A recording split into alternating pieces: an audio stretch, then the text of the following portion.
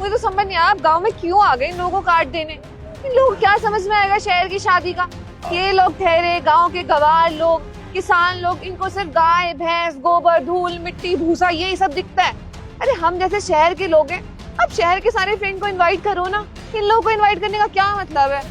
देखिए आप किस तरह से बात कर रही है। अब बोलने से पहले सोच तो लीजिए, हमारे काम के बारे में या हमारे गांव के बारे में आप इस तरह से बात नहीं कर सकती। रहने दो, बोलने दो उनको। Oh please mind your language, you are not allowed to talk between us. समझ में आया? नौकर हो ना, नौकर की तरह रहो। भैया और कितना सहेंगे आप, कुछ तो बोलिए इनको।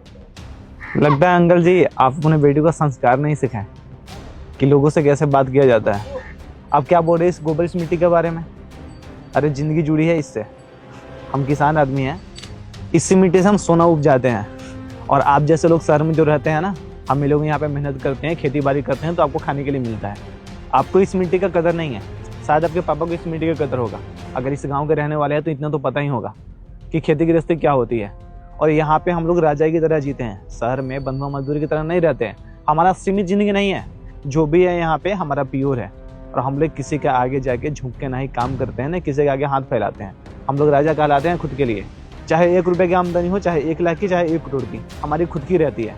तो आप हमारे बारे में ऐसा अगर नहीं बोले तो ही अच्छा रहेगा। क्या पापा ये ज्ञान देगा कि हम कुछ पता नहीं है, ये बात करना आता है? हाँ, आया बड़ा किसान करने वाला। बस ज्योति, बहुत हो गया तेरा। क्या कह रहे तुम इसे? गांव वाला, ये गोबर, ये खेत खलियान, गाय भैंस। बेटा मैं भी इसी गांव में पैदा।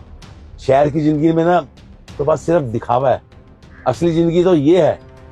बेटा शायद तुझे पता नहीं, तू जिसे फटीचर गरीब और ये समझ रही है ना, अरे बेटा जितनी हमारे शहर में प्रॉपर्टी है ना, उससे 10 गुना ज्यादा इसके पास यहाँ पे जमीन होगी। बेटा ये लोग ना गांव के जमींदार हैं, समझी? बड़े से बड़े लोग आकर ना इनको सलाम करते हैं, नमस्ते करते हैं और इनकी इतनी इज्जत करते हैं। तुम्हें क्या पता?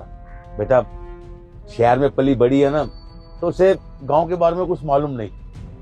इसने कुछ कहा हो तो तुम्हें बुरा लगा हो तो मैं माफी मांगता हूँ। अरे कोई बात नहीं अंकल जी, आप हमारे तो मेहमान हैं, ऐसा मत बोलिए। अभी इनको समझ में नहीं है, धीरे धीरे सारी चीज़ें समझ में आ जाएगी।